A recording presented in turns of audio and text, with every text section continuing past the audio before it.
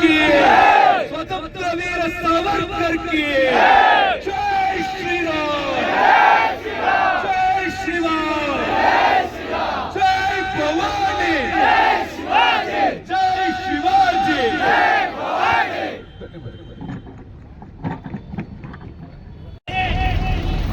ಆದರೆ ಅಲ್ಲಿ ಕಲ್ಲು ಬಾಂಬು ಚಪ್ಪಲಿಗಳ ಮೂಲಕ ಹಿಂದೂಗಳ ಮೇಲೆ ದಾಳಿ ಮಾಡ್ತಾ ಇದ್ದೀರಿ. ಹುಷಾರ್, ಇನ್ನು ಮುಂದಿನ ದಿನಗಳಲ್ಲಿ ಈ ಬಾಗಲಕೋಟೆದ್ದೇ ಕೊನೆ.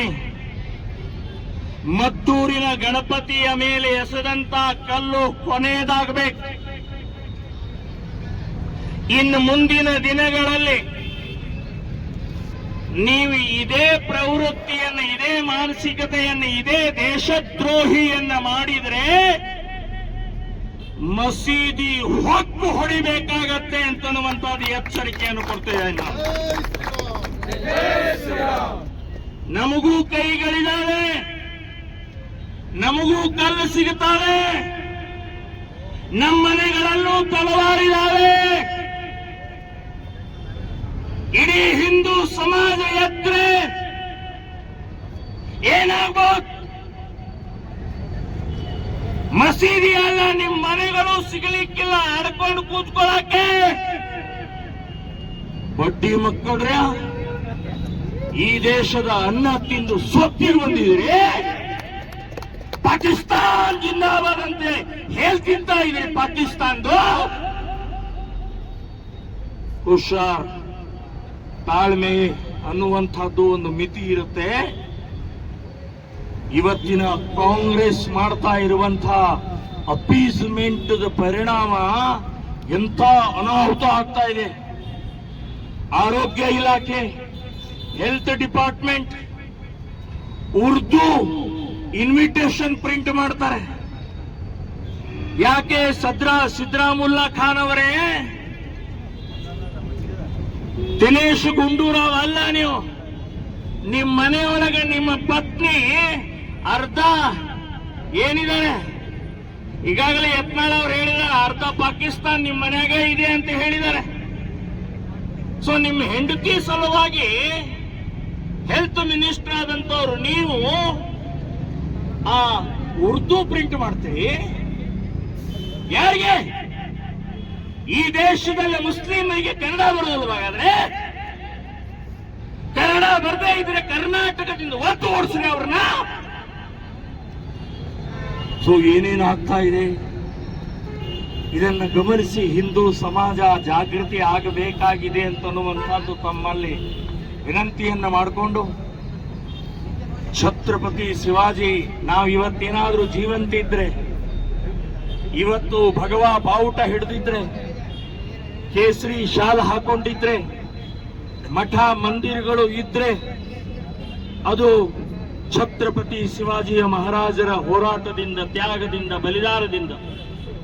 ಅಂಥವರಿಗೆ ಅವಮಾನ ಆದಾಗ ಹಿಂದೂ ಸಮಾಜ ಸಿಡಿದೇಳಬೇಕು. ಇವತ್ತು ಬಾಗಲಕೋಟ್ನಲ್ಲಿ ಪ್ರತಿಭಟನೆಗೆ ಅವಕಾಶ ಕೊಟ್ಟಿಲ್ಲ. ನನಗೆ 1 ತಿಂಗಳ ಬ್ಯಾನ್ ಮಾಡಿದ್ದಾರೆ. ಅಲ್ಲಿ ಬಾಗಲಕೋಟೆ ಜಿಲ್ಲೆ ಪ್ರವೇಶ ಮಾಡೋಗಿಲ್ಲ ಅಂತ ಹೇಳಿ 1 ತಿಂಗಳ ಬ್ಯಾನ್ ಮಾಡಿದ್ದಾರೆ. ಏನು ಬಾಗಲಕೋಟೆ ಪಾಕಿಸ್ತಾನ? ಬಾಗಲಕೋಟೆ ಕಾಂಗ್ರೆಸ್ ನಿಮ್ಮ ಅಪ್ಪಂದ? ಕೋರ್ಟಿಗೆ ಹಾಕಿದ್ದೇನೆ, ಕೋರ್ಟ್ ನ್ಯಾಯ ಕೊಡುತ್ತೆ ಅಂತನ್ನುವಂತ ವಿಶ್ವಾಸ ಇದೆ.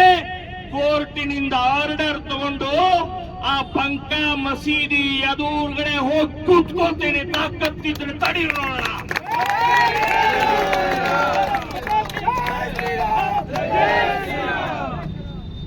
ಆ ಬಾಗಲಕೋಟಿನ ಇವತ್ತು ಹಿಂದೂ ಸಮಾಜ ಯಾವ ರೀತಿಯಾಗಿ ಅಂತ ಕೇಳಿದ್ರೆ, ಗಣಪತಿಯ ಮೆರವಣಿಗೆ ಹೊಂಟ್ರ, ಶಿವಾಜಿ ಮಹಾರಾಜರ ಮೆರವಣಿಗೆಯನ್ನು ಹೊಂಟ್ರ, ಯಾವುದಾದ್ರೂ ಒಂದು ಕಟ್ಟಡದ ಮೇಲೆ ನಿಂತುಕೊಂಡು ಕಲ್ಲನ್ನ ಎಸಿತಾರೆ, ಚಪ್ಪಲನ್ನ ಎಸಿತಾರೆ, ನಿಮ್ಗೆ ನಾಚಿಕೆ ಆಗೋದಿಲ್ಲ ಅಂತ ಕೇಳಬೇಕಾಗಿರ್ತಕ್ಕಂಥ.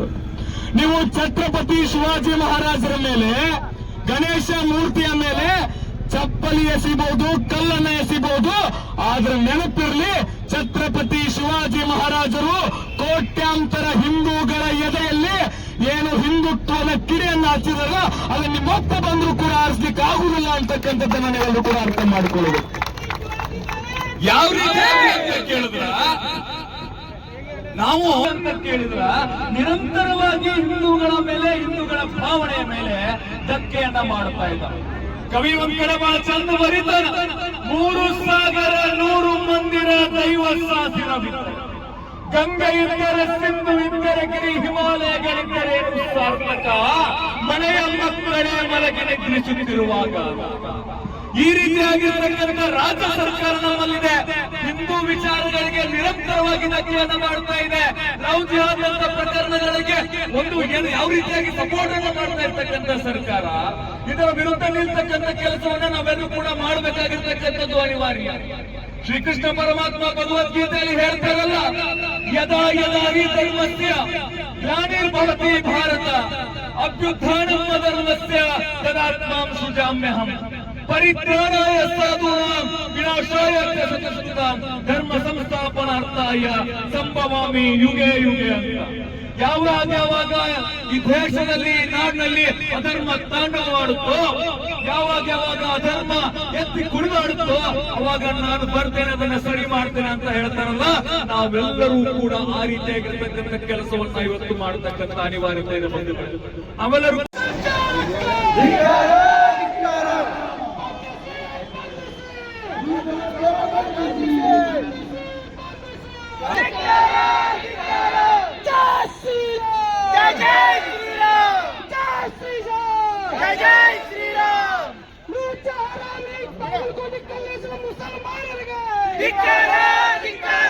ಬಾಗಲಕೋಟೆ ಮುಸ್ಲಿಂ ತುಷ್ಟೀಕರಣದ ಕಾಂಗ್ರೆಸ್ ಸರ್ಕಾರಕ್ಕೆ ಜೈ ಶ್ರೀರಾಮ್. ಕಾಂಗ್ರೆಸ್ ಸರ್ಕಾರ